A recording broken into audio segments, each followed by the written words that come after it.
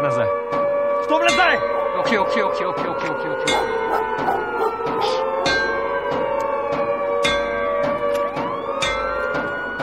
Lepuška dol, vse bo v redu. Stop zdrav!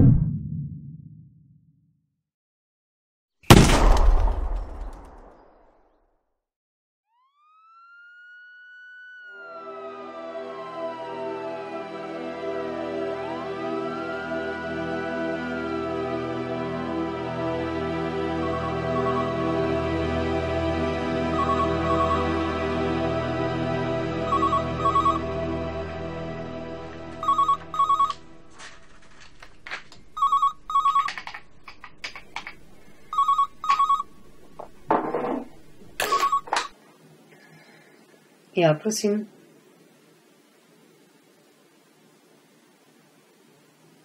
Ja, Barbara tukaj. Kako to mislite?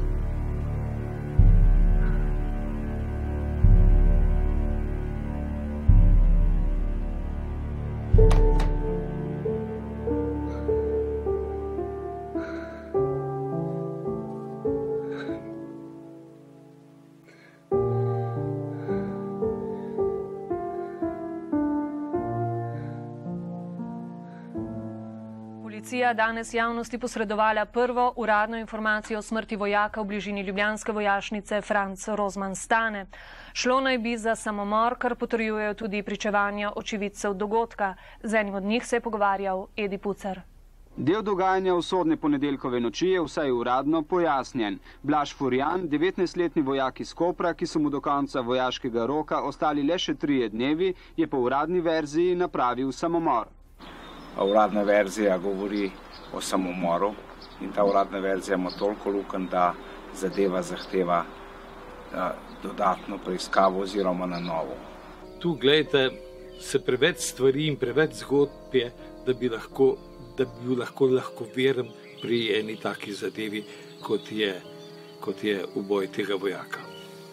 Že sam način raziskave tega dogodka je bil po domače povedano šlampast.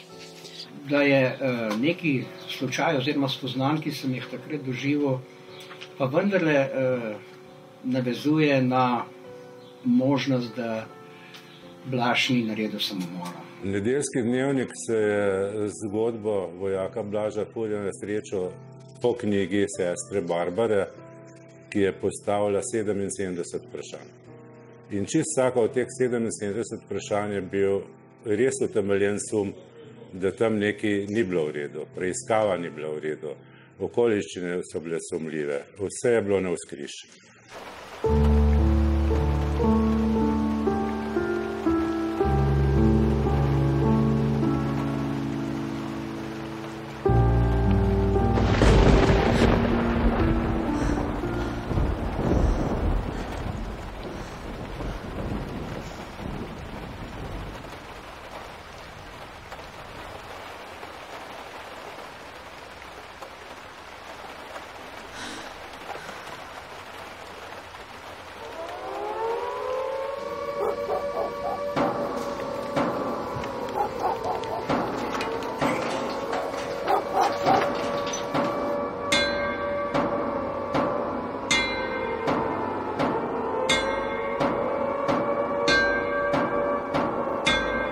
Prišel je do mene vojak in mi zahteval čevlje.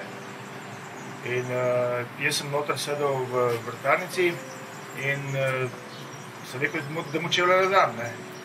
Daj mi čevlje in poklič policijo. Sem rekel, da dam ti čevlje, nimam drugih čevljev.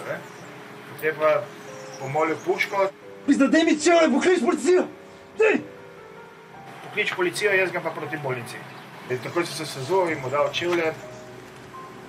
Zdaj, če nazaj pomislim, da je res ena stiska bila nekaj, da je že pred kom, ali da je, ne vem, ne samo morilec, ali da je, ne vem.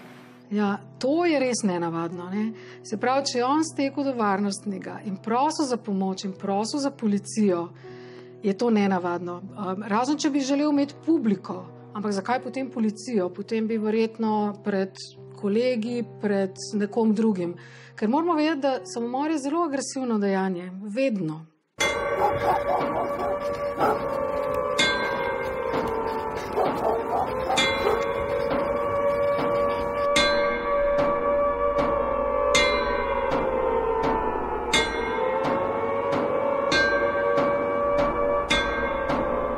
Koliko vprašanj brez odgovora, zakaj je moral Blaž umreti, kdo ga je ubil, zakaj uradna verzija vztraja pri, bom rekel, zelo dvoumni ali celo nesmiselni trditvi, da je storil samomor.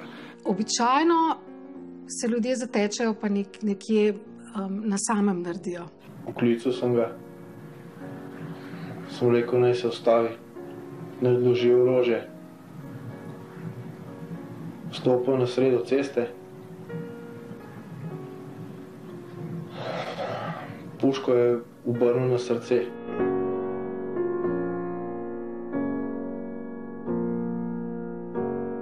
Omenil je samo, da ne bo storil nikomur nič hudega. Med tem časom je že tudi policija prišla.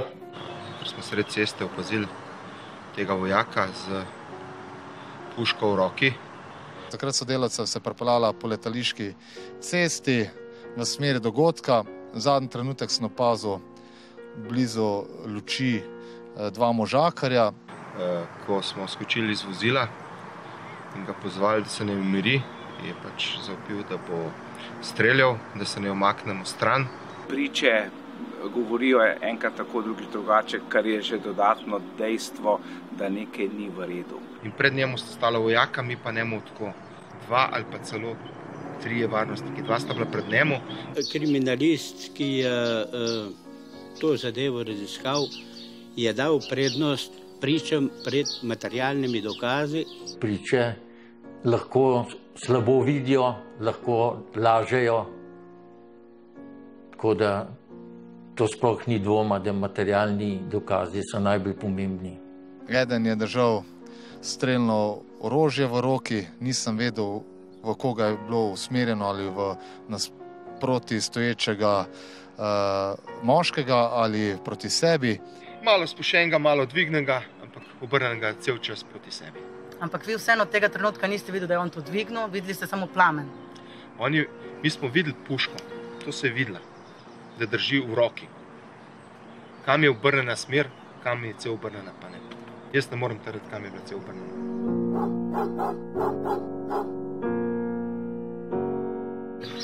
Sem kje prišel, sem prišel do varnostnika, tem ki je klical. On je pol povedal, za kva se gre, kako je bilo. Pol smo tam bili na tem koncu pri varnostniku, pri vratarnici smo stali. Pol pa enkrat vidimo dole enega fanta, ki je prišel ven. In tista puška je pač mahal, pa šljuk je po cesti še malo. Mi dol z Gercem so bila blizu, tam tako, morda 3-5 metrov, so bila pač na enem koncu. Ampak tam dol je pa, koliko je bilo, 30 metrov, 50, ne vem, deleč nek Blaže dol. In pač nekaj je tam Gerbec govoril, mislim, upune se dejansko drugače, sem ponovno se drugače slišne. Jaz nisem šel ven iz vratarnice. Si sedel tam? Jaz sem sedel tam, kam bo boss hodil, nisem bil čel v drugi. Sandročan ni prišel nič ven, on je bil vse čas On je bil tam pri vratarnici. Se dejansko prišel je ven tam do vogala, mi smo tam pri vratarnici stali. To je 2 metra samo, kaj je tukaj, da se je pač nekaj videlo, ampak nismo se pa upali dosti izpostavljati, nekaj nismo pač vedeli kaj. Ali šlo si pa pol kasneje, ne vem, to je bilo 45 minut, ura, mogoče potem so prišli okrog. Jaz sem pač gledal tam, z unom se pogovarjal, on je bil tam, ta se je tam za vogalom stavil. On trdi, da se je s tabo pogovarjal, takrat, preden so Blaža ustrelili. Preden so Blaža ustrelili, da je bil... Ne, jaz sem bil v vratarnici, ne more se z mano pogovarjati. Z mano se je pogovarjal samo takrat. Varnostnik je najklical za pomoč mi, da so pač njemu šlo, in so pač tam direktno na vratarnico. V Brčonu, ne? V Brčonu, ja. On je kasneje prišel, po tem dogodku je prišel sem malo pogledati do mene, pa sem ga res prišel, kaj je bilo pa to. Cev je dal na desno sence, samo rekel je, da je sekal, padel je. Pok sem slišal, pa videl, da je Blaž dol padel. Enkrat je pa sam počel in fant je padel. On je še stal. In potem ga je začelo zvijati, kako bi rekel, pigati, zvijati. Takoj pade potem. Ni možnosti, da bi... Ne, nobene telovadbe. Mislim, da takoj pade. Glede na tiste poškodbe, ko je šlo za prestrel glave, to ni dvoma, da takoj pade. Zakaj pasji ugriz? Ko vemo, da psi pač trupla ne napadajo. Navedba, da je pes ugriznil truplo. To je že pes, da ugrizne truplo, to je zelo vprašljiva zadeva. Medtem, ko smo merili, sem mimo pištole videl službenega psa, ki je odreagiral na pok in tekel proti vojaku. Psi pa v bistvu odreagirajo, bolj si aktiven, bolj si jim zanimiv, ker si bolj vplen, bolj si jim plen. Zdaj, če si mrtev, si jim ne zanimiv. No. Tako da bom rekel, da je malo verjetnosti, da če nekdo že pade dol, pa da bi pol šel pes, pa ga vlače še, ne vem, levo, desno, tam, ker mu itak ni zanimiv, če leži. Službeni pes ga je zagrabil, mislim, da za levo ramo in ga je začel vleči po tleh. Če se je zgodil pok, odreagira, ja, ampak bi se še moral po mojem še kak pok zgoditi, da bi bil bolj aktiven, ker takoj, ko streliš enkrat, v bistvu pes samo locira, ki je. Zdaj pa, ko do tja pride, pa če ni bo več nobenega gibanja, nobenega, bom rekel, aktivnosti, pol malo verjetno, da bi... Te psi so učeni, da se orientirajo na strel in grejo na pok. In ko je počlo, je kuža štati. Teče na ukaz. Tudi brez poka, brez tega. Lahko bi imel recimo nož, pa bi ga poslal, bi isto odreagiral, bi skočil nekoga. Ampak če bi bila to neka akcija, če bi se dogajal neka. Tudi lahko si primeril, pa če je naučen pes, bo tudi butno, ampak na ukaz. Brez ukaza ne bo šel. No. Ko je bil pes skoraj tam ali tam nekje in njega šele začel zvijati. Nekega momentu je še on stal, bila je popolna tišina. V vojski sem bil vodnik, pa sem šel v bistvu na vojaške pse. Vojaški psi so bili isto, v bistvu na poke, na akcijo. Pes, da bi to napravil naknadno, je zelo malo verjetno. Sam nisem videl, samo sem pa slišal, da je tam dobro. Jaz sem imel vsak svojega, samo sva dala ven samo mojega, ker je moj bolj vodljiv bil, njegov je bil pa bolj agresiven. Torej njegov je ostal v avtu? Ne bom trdil, lahko ga je imel pri sebi.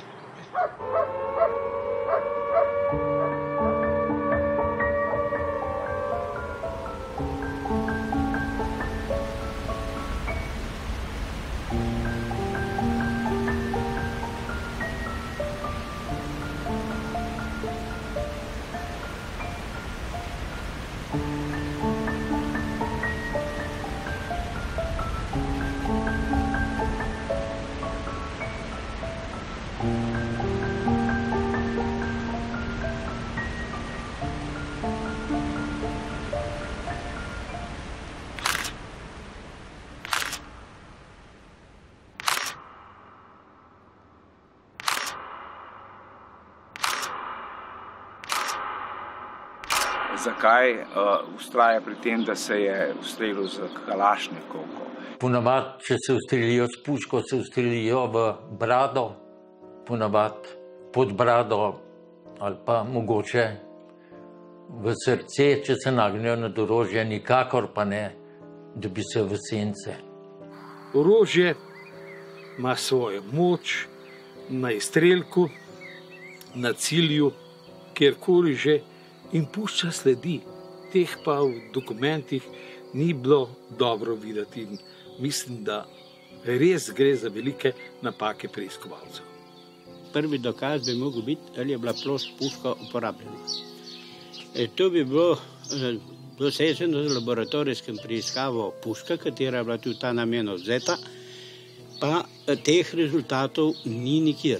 Kriminalistična policija, da je zasegla puško, potem so pa presodili, da preiskave niso potrebne in so puško vrnili. Tako da niti ni bila poslana v preiskavo v forenzični laboratorij. Položaj puška, ko je prikazana na sliki ob nogah, je, če bi on streljal sebe v senco z desne strani, puška nikakor ne bi mogla biti na tem mestu. ta kalašnjikov odleteti nekam v desno, nikakor pa ne k nogam tistega, ki se je ustrelil. Odzum puška pri strelu mogla biti najmanj meter na desni strani Blaževega trupa. Tako da na podlagi tega bi rekel, da je bil kraj streljanja spremenjen oziroma ali pa sploh ni bilo streljeno s tem kalašnikom. In ta puška naredi bistveno drugačno rano, posebno izhodno rano. Na podlagi poškodb v tem primeru ni mogoče ugotoviti kalibra izstrelka. Medtem ko pri Blažu je pa rana navedeno, je po obdukcijskem poročilu, da je celo manjša od vstopna rana, kar je pa absolutno nemogoče. To se pravi, lahko bi bil en izstrelk tega kalibra, ki ste vi rekli, drugega ali pa še kakšnega tretjega. Torej vsekakor ni mogoče ugotoviti kalibra izstrelka na podlagi teh poškodb. Potem lahko sklepamo, da bi, če bi bilo to s to puško in tu iz neposredne bližina izvedel ta strel Blaž, se pravi v lastno sence, po tej logiki tega preizkusa tukaj druga polovica glava, se pravi leve strani glave, ne bi smelo biti. Da bi se nekdo s tako puško lahko samo bil teoretično mogoče, praktično nikakor. Tako sem jaz njega razumel takrat in seveda iskal druge strokovnjake, aktivne vojake. Bili so prijazni, skušali so s takim enakim orožjem igrati to zgodbo. Vsi so rekli, ne mogoče, s tako puško samomora ne moreš narediti. Pretežka, predolga, pri strelu skoči v zrak. Normalno smo takoj umaknili orožje. Mislim, da sem ga jaz celo zakočil, se pravi, da se ne da streljati, ker če ga bo kdo slučajno gledal ali šlato, da ne bo tam pričal nas še po kom strelu, ali pa da se samo ne sproži. Orožje se kar ne zapira, pa kar ne odpira tam na licu mesta ali odlaga. Tlele tisti, ki so prišli na kraj dogodka, bi morali seveda zavarovati te podatke, ne prijemati vse povprek. Zaprt zapirač dokazuje, da puška ni bila uporabljena, ker drugače bi zapirač ostal odprt. To dokazuje, da ta vojak se sam ni ustrelil, da ga je ustrelil nekdo drug in z drugo vrsto orožja.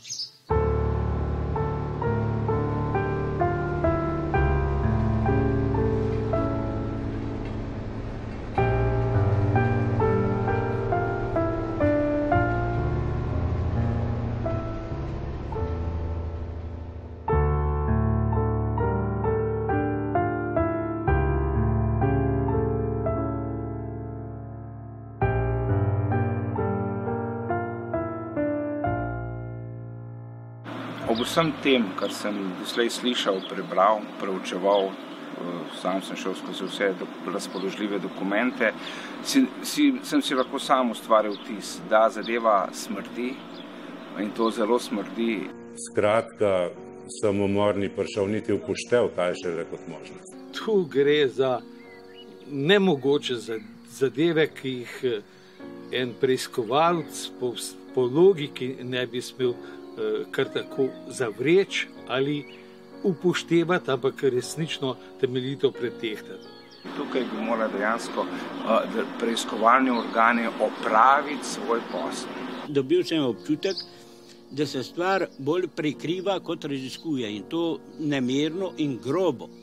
Zelo grobo, s tem, da se zavrača ugotovitve ljudi, ki so vložili kar nekaj truda, med tem sem bil tudi jaz, da so vložili kar nekaj truda, da se stvari prišli do dna.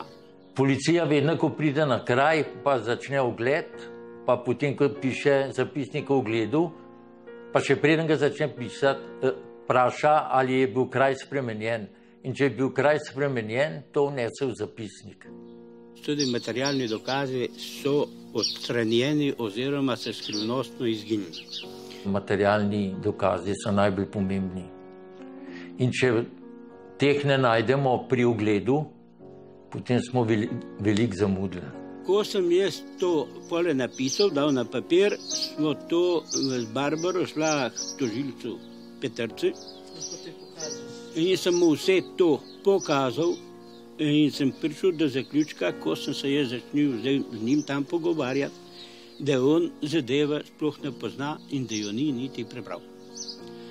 Ker sem mu mogel vse, kar je bilo tisto že v dognanih papirjah pokazati s prstom, in on se je samo čudil, imel sem tak občutek, da se je čudil, kaj sploh tam noter piše. Ko pogledaš te dokumente in dokumentacijo o preiskavi, ki so jo naredili tam na licu mesta uboja Florjana, je iz mojega strokovnega, nekdaj strokovnega stališča seveda to velika šlamparija. Pa so tudi niso name več pritiskali, veste kaj, jaz sem napisal, kot sem vedel, s tem so bili zadovoljni, noben me ni niti klical, verjetno so zadevo plačali. Državni tožilec Peterca in še pred njim Šinkovec, kar so naredili, dejansko so tudi grobo kršili, po mojem mnenju, grobo kršili zakon o tožilstvu, ker niso upoštevali vse mogoče razloge in opravili vse preiskave, ki bi jih mogli napraviti, oziroma zahtevali od laboratorijev, ki so za to pristojni, rezultate teh preiskav.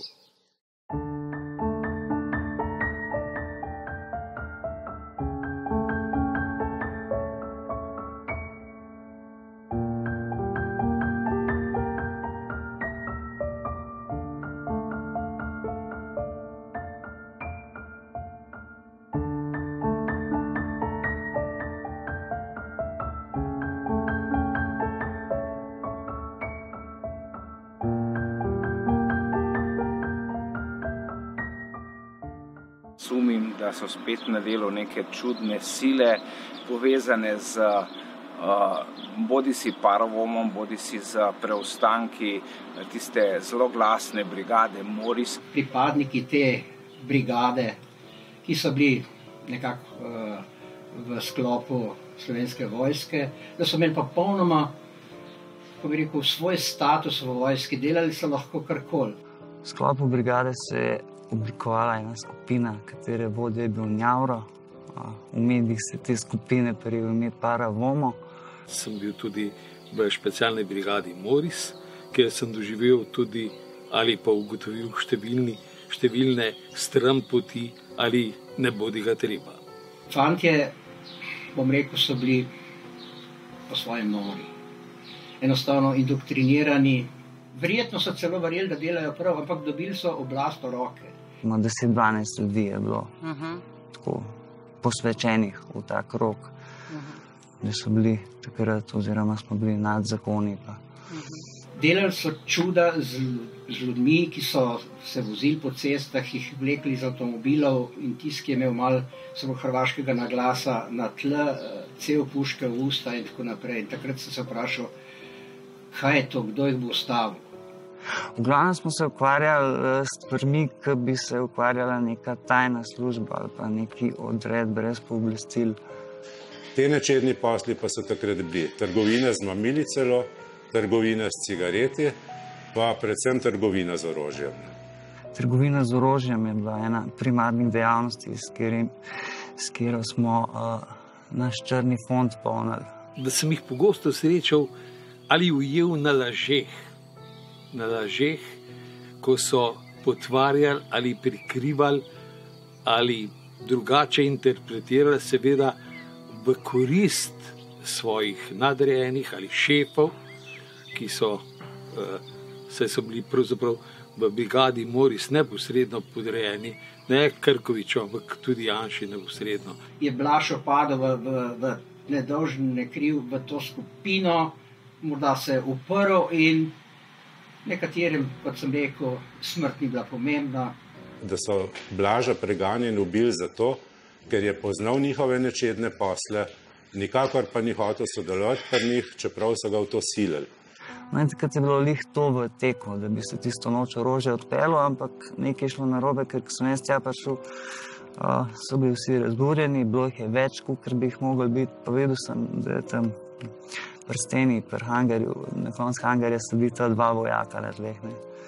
Sprašal Njavrota, kdo sta, kaj delata ti dva tukaj? Rekel, to sta ti dva fazana, ki ne bi, ampak se je en premislil, pa še ta drug noče. Jaz sem vedel, da sta oba sezuta, sem rekel, zakaj sta sezuta, rekel, da nam ne bo kdo pobegnil. Mitja Kunstelj je zanimiv mož. On je bil eden Janševih specialcev, najbolj zvestih vojščakov. Ampak potem se je skesal verjetno. In je bil pripravljen za ceno samovadbe pričati, da je bil zraven, da je vedel, katera skupina je preganjala Blaža, da tudi ve, kdo ga je ubil. Naj pokažejo pogum tudi tisti, ki so v mojih očeh med osumljenimi. Žal, dokler ne bodo sami izbrisali tega, da povedali po resnici, bojo med tistimi, na katere pade senca dvoma, da so bili vpleteni v Blaževo smrt. Prisoten je bil Uražem, Njavro, Robert Suhodolnik, zvani Fajči. Nihče do danes, ne tožilci, ne policija, tega pričevanja resno ne vzame. To je zelo čudna stvar. Kakšna je prava verzija, kaj se je na letališki zgodilo, ne vem, ker vsi, ki so bili tam lažji ali jih pa ni bilo, pa so jih naknadno navedli kot priče.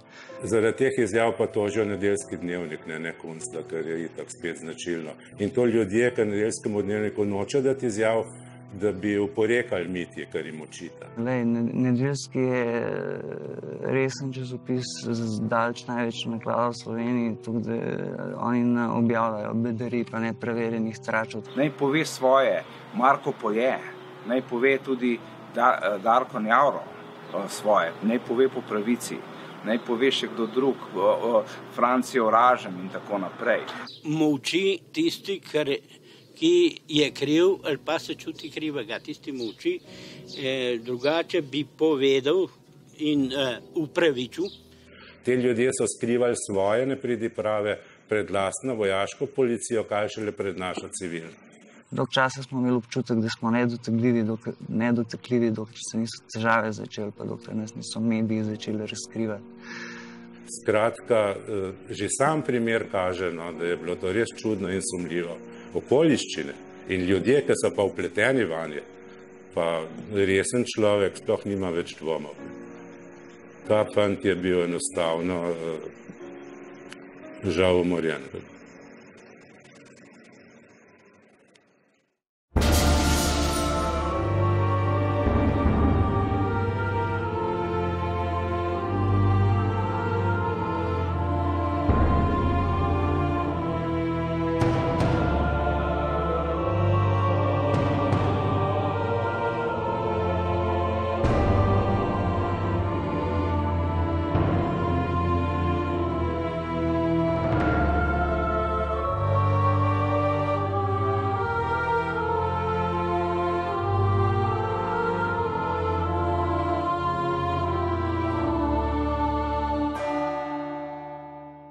Nikomur nismo nikoli delali sile. Zavračamo nasilje vseh oblik in namenov v razmerjih med ljudmi, med narodi in njihovimi državami.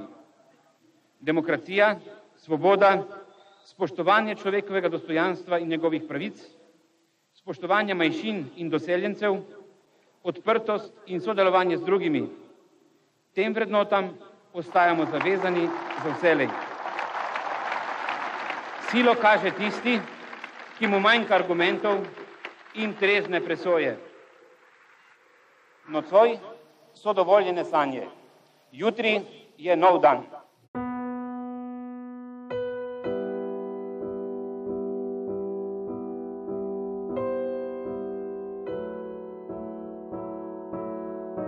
Sramota za državo, ki se ima za pravno, ki je sicer mlada, 25 let stara, pa vendarle, prav zaradi te svoje mladosti bi vendarle morala početi tisto, kar se za državo, kar je obveza države.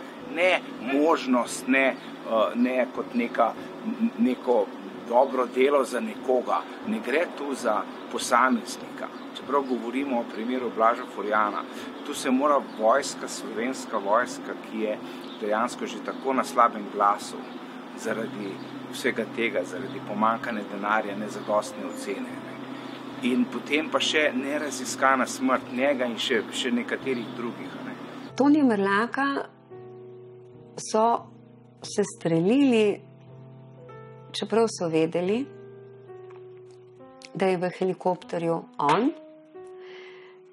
čeprav so vedeli, da je delal za slovenske obrambne sile že več kot pol leta, čeprav je bil v povezavi z recimo Jelkom Kacinom, direktno je bil njegova zveza. Agresorski oficir, pilot agresorskega helikopterja, nikakršen naš sodelavec. Že nekaj let se pojavljajo te nebuloze v zvezi s ustrelitvijo tega helikopterja. 27. junija ob 7. zvečer, se pravi prej ne bil ta helikopter sestreljen, so se začelo z vestjo, da je v Sloveniji vojna. Vsa poročila, posod, torej reči, da nekdo ni vedel in da je zgolj kruh pelov, jaz enega konca Ljubljane, drugega, oprostite, jaz tega pač ne kupujem. Nažalost je bil v tem helikopterju Slovenec, s katerim smo imeli prej kontakte, je bilo dogovorjeno, da bo prestopil. Se pravi, ne glede na to, da je vedel tedanji slovenski vojaški vrh in politični vrh za to, so Tonija se strelili. In jaz to dokažem v knjigi Skrito povelje. Nekaj, kar bi morali narediti slovenski tožilci in pa slovenski kriminalisti po službeni dolžnosti. Tone Krkovič je izdal povelje za sestrelitev, o tem zna povedati zelo veliko, se hvali o tem na vseh mogočih mestih in tako naprej. Nikdar se ni upravičil za to. Bom začel od konca proti začetku. To ni bil nikakršen sodelavec. Zgodba o sodelovanju je naknadno izpisana, izmišljena in jo imenujem domišljijski spis. Ljudje, ki so odgovorni za Tonijevo smrt, so še vedno v slovenski politiki dejavni. Popoldan 27.6.91, nekaj ur prej je prišlo do sestrelitve tega helikopterja v Ljubljani, je naša koordinacijska skupina z mojim podpisom, s podpisom Janeza Slaparja in Igorja Bavčarja, izdala naslednje povelje. Zdaj s tem ukazujem, odpirajte ogenj iz vsega orožja na vse helikopterje Jugoslovanske armade, ne glede na njihov položaj. Da je bil helikopter neoborožen, je popolnoma nepomembno. To je bil psihološki preobrat, predvsem v smislu tega, da je sestava, da so moštva teritorialne obrambe in policija spoznala, da sovražnik v zraku ni neranljiv. Sestrelitev tega helikopterja ni bila napaka, ampak eden od odločilnih vojaških uspehov v vojni za Slovenijo. Se je tudi pokazalo kasneje, če tako vzamemo, da je Slovenija prišla z razmeroma majhnim številom žrtev skozi, pa še tiste so bile nepotrebne. Popolnoma nepotrebne smrti Tonija Mrlaka.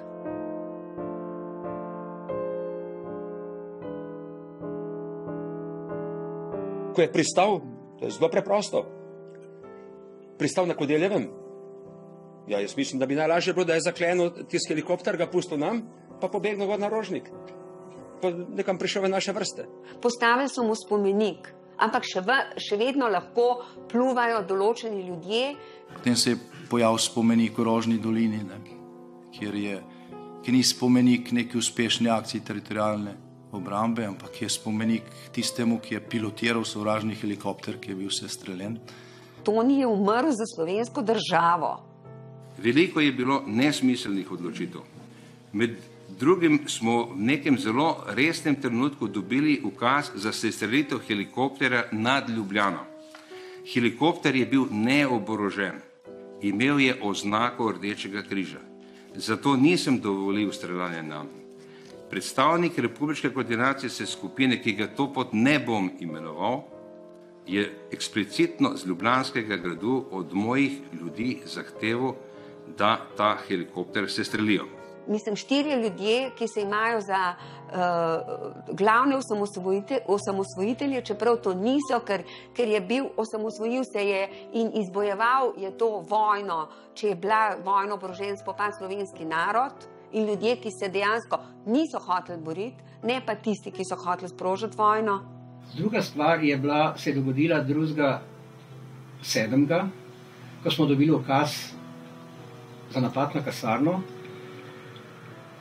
Ukaz je bil izdan od Janeza Janše preko Janeza Lesjaka, ki je bil poveljnik 5. pokrajinskega štaba. Mislim, da bi bil vsak napad na vojašce bil nerazumen, brez podlage, ker posadke niso imeli nobenega ukaza, da bi dejstvovali po civilnih objektih. Branili bi se pa verjetno, če bi jih napadali. Totalno nor ukaz, politično in vojaško, strokovno neprimeren. Da se je sploh tako iztekel, kot se gre zahvala nekim pametnim pokrajinskim poveljnikom, ki niso sledili ukazom Janše, ker bi bila katastrofa. Enostavno tam bi padale nedolžne žrtve, tako teritorialcev, civilov in pa tudi fantov v kasarni, ki jih nikoli nisem smatral za agresorje. V tem primeru bi bile žrtve ogromne, ne. Zavisi od dejstva tega aviacije. Topovi 122 mm haubice iz Šentvida bi lahko dosegli do centra. Rušil Petrol Zalog, civilne zgradbe, Fužine, center Ljubljane. Prav to je bil ukaz. Objekte civilne oblasti, predsedstvo, vlada, televizija, radio. Takrat sem jaz ocenjeval po zdravi pameti toliko vojaškega znanja, pa tudi političnega sem pa že imel, da sem vedel, da če bi izzival in napadel kasarne, da tudi aviacija bi delovala in sem prepričan, mislim, da je celo drugi bolj točno ve, ne vem točno, kako se zdaj imenuje ukaz, mislim, da je Grom. Objekte infrastrukture, elektrocenter ali pa skladišče goriva, vode. Ampak nekaterim očitno je smrt popolnoma nekega postranskega pomena. Bili so jastrebi na eni in drugi strani. Tako, čeprav moram priznati, da v vojski jih je bilo predvsem malo, moram priznati. Večina se je zelo nerado sprejela ta napad na Slovenijo. No, sreč se pač to ni zgodil. Se danes dela neke heroje, osamosvojitelja, v bistvu je bilo daleč od tega. To Janši nisem nikoli odpustil in tudi v svojih spominih napisal, bojimo se politikov kot je Janša. Ja, mislim, da je tu zahtevi za te napade, da je bilo šlo za propagandni odmev, predvsem v mednarodnem okolju. Kakšnega posebnega efekta ne bi dalo, razen žrtev, brezpotrebnih. No, takoj, ko sem prišel iz leta 1991 iz teritorialne obrambe, sem zahteval, da me razrešijo, ker nisem želel sodelovati v takšni vojski, kot si je takrat Janša zamišljal.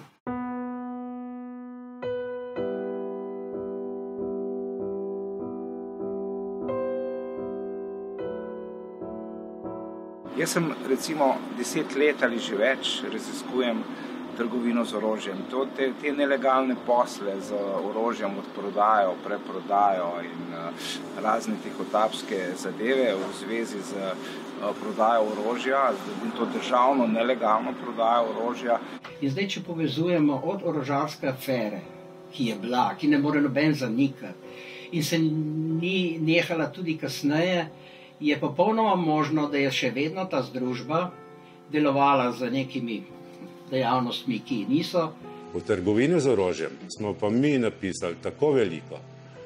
Mogetova komisija v parlamentu, ki je ustavil Janez Drnovšek. V glavnem smo se takrat ukvarjali z nezakonitimi posli. Trgovina z orožjem je bila ena primarnih dejavnosti. Skratka, orožje je bilo prodano. bilo je tihotapljeno, kršen je bil mednarodni embargo, bilo je prodano za 2-krat, 3-krat dražje, kot je bilo vredno. In sem prišel do zastrašujočih podatkov. Namreč pridobil sem informacije, ki kažejo, da so v imenu države to počeli zelo visoki funkcionarji državnih organov, ministri, šefi vojaških obveščevalnih služb, civilne obveščevalne službe in tako naprej. Med drugim sem leta 1991 tudi štel denar v Ministrstvu za obrambo, seveda ne zase, ampak za druge. Kriminalist Klavora je enkrat vprašal Janšo in Bavčarja: fanta, samo to povejte, kje je denar, in zgodba je skončana. Seveda so ti ljudje, ki so odgovorni za Tonijevo smrt, povezani tudi z trgovino z orožjem, kasnejšo, ki je bila za nedovoljeno trgovino z orožjem, ki je bila v Sloveniji od leta 90 do leta 93. In potem se ni zgodilo nič, tožilstvo ni vložilo niti ene same obtožnice, do sodišč zadeva ni prišla.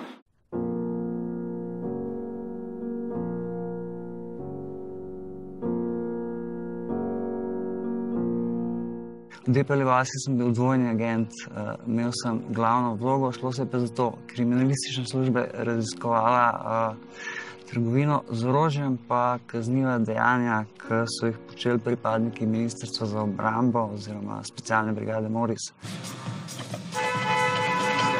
Katero makar se, kdo ti je dal izpit? Preklet! Kurac, njavro, majorček, zafukan, kaj je ti? V ta namen so zbirali podatke, imeli so tudi neke tajne agente, recimo Smolnikarja, ampak fokusirani so bili na zbiranje podatkov v trgovini z orožjem.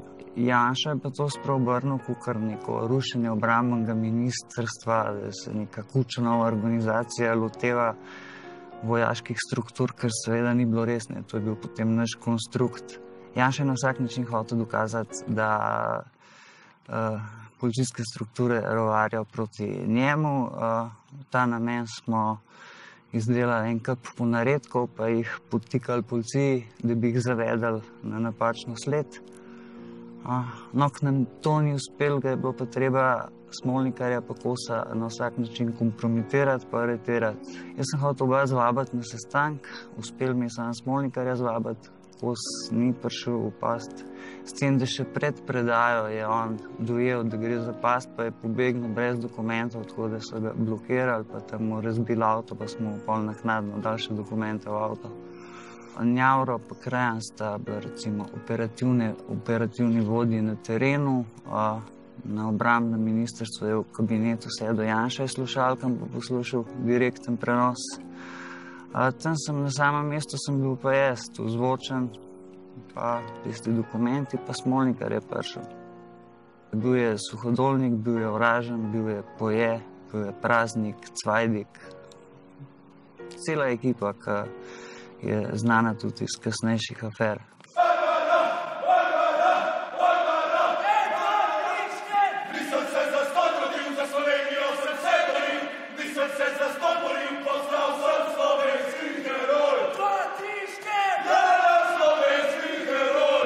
Fantje še zmeraj živijo, funkcionirajo, še zmeraj delajo za istega šefa, čeprav leta 2004, ko je bil Janša predsednik vlade, jih je zaposlil nazaj, ene v vojsko, ene v policijo, naprimer Oražen dela v policiji v uradu za varovanje. Kasneje smo pa se ukvarjali predvsem z varovanjem Janše, njegovih prireditev, zborovanj, pa nadzorovali smo njegove politične zaveznike pa tekmece. To pomeni, da smo marskoga smo ozvočali. Od Bajuka, ki je prišel leta 2000 za predsednika vlade, še preden je stopil v hotelsko sobo, smo mu jo ozvočali. Peterleta, Drnovška, ki je že umrl, je bil Janša zelo živčen, kdo ga obiskuje na smrtni posli, pa kaj bo povedal, če bo kaj interesanten za njega, pa njegove načrte. Žal nam ti ljudje še vedno odmerjajo naše življenje, ampak najbolj žalostno je, da večina Slovencev se s tem ne ukvarja. Slišijo to, vsem je vse napisano, moja knjiga je bila uspešnica, tako je bila razprodana, ponatis, vse. Barbarina knjiga, bo zdaj druga vam prišla. Vse te so stvari znane. Pa nas vsi vse vemo ali vedo, naredi se pa nič. Nimamo izbrisane, mi smo imeli begunce, ki so šli skozi, torej to je Slovenija. No, in to je to žalostno ozadje očitno, v katero je padel tudi Blaž. Primer Blaža Furjana je v nebo pijoč. 20 let je že ta zadeva nekako lebdi v zraku brez epiloga. Ne? In mislim, da se državni organi zelo motijo, če mislijo, da bojo kar tako zelo na hitro zadevo pometli pod preprogo. Ne. Tudi po Toniju, tudi po Blažu vemo, da so ljudje izginjali. Žal je, da se od Tepele vasi nihče od državnih organov ni naučil ničesar, da se je zadeva ponovila 3 leta pozneje, ob smrti Blaža Furjana. Ta fant, oziroma izkazalo se, da gre za Blaža Furjana, si je premislil, nekar potem, ko sem je šel, ne vem, kaj so imeli, v glavnem, končalo se je tako, da sta jim ušla. En je pobegnil proti spalnicam, drug pa čez ograjo. Ne. Kaj se dogaja v vojski, da moj sin prihaja domov, popolnoma spremenjen, ni pri sebi, hoče sam spat, krvavih oči, beločnic. To ni bil več tisti moj Ivan, ne. Pravo. Prve 3 mesece je z vojske celo naredil ustavno pravo pri gospodu Kavčiču, ki je celo rekel, kot sem že povedala, da je škoda, da naj Ivan se vrne na fakulteto. Ne? Normalen fant. In proti koncu, zadnje 2 meseca, ali celo 3, mogoče 2 meseca, je Ivan prihajal domov. Bolan mi šlo. Torej on, ko je šel s potovalko proti meni, ko sem očakala pred kapijo tisto, ko je šel, on je bil bled, zbegan, in v avto je bil spet tiho. Kaj pa je Ivan? Nič ni rekel. Prideva domov, on odnese potovalko v sobo in gremo v dnevno sobo. In takrat je rekel, mama, Furjan je naredil samomor.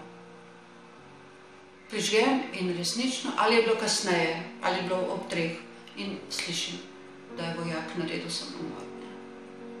Ivan je ves čas govoril, mama, jaz nisem nič kriv. Ves čas to govori, tudi še danes, po 20 letih, ves čas govori, da ni nič kriv. Če slučajno odprem pogovor o teh rečeh. Tukaj je zdaj napisano tisto, kar vam govorim že od začetka, da se vse zgodilo v vojski, da je zgodba iz vojske. No, zdaj, ne ti to povem, on se tega ne spominja. Je pa prvič, ko sem pa to omenila, je pa takole rekel, jaz nič ne vem, oni so nas prišli ob 2 po noči, so nas zbudili, postrojili in vse pregledali, smo mogli vzeti pa tiskari, vse pregledali. Ampak se pa ne spomnim, kako sem prišel v pižamo iz uniforme. To je rekel. To je rekel. Ampak on je, odkar sva se pripravila, da bo šla v Koper, je bil nemiren, hodil ven, čudno me pogledoval, čudno me pogledoval.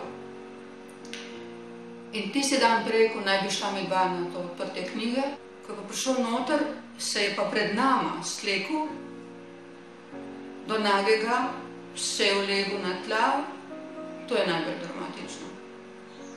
In skrčil embrion tako in bi rekel, obstajam,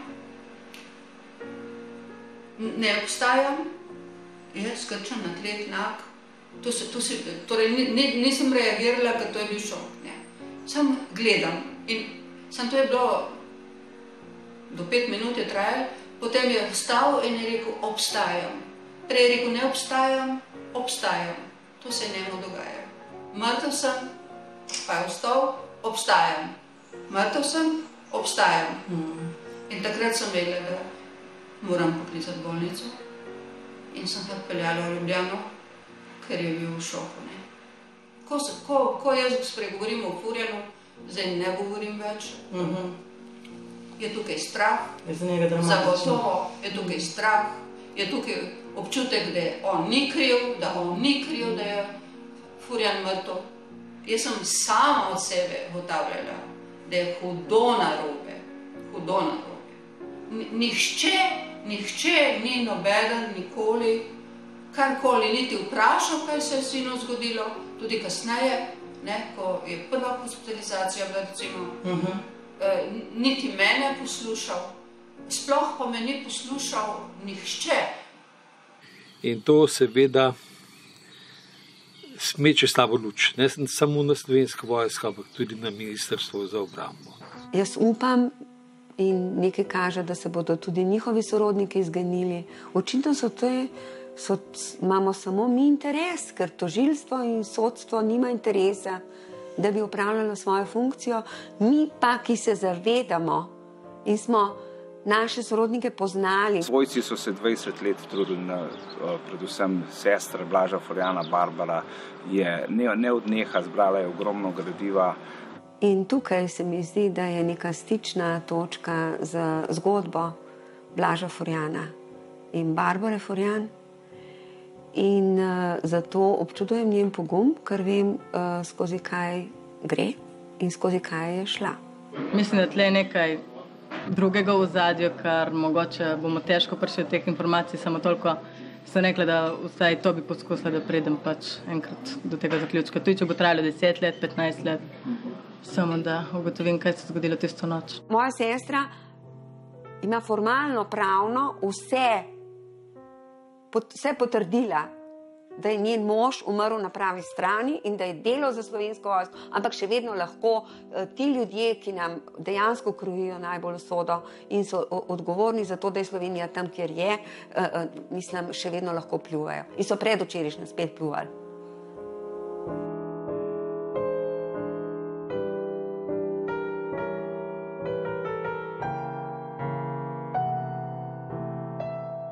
To je velik madež za Slovensko vojsko, za tožilstvo in za slovensko državo v celoti.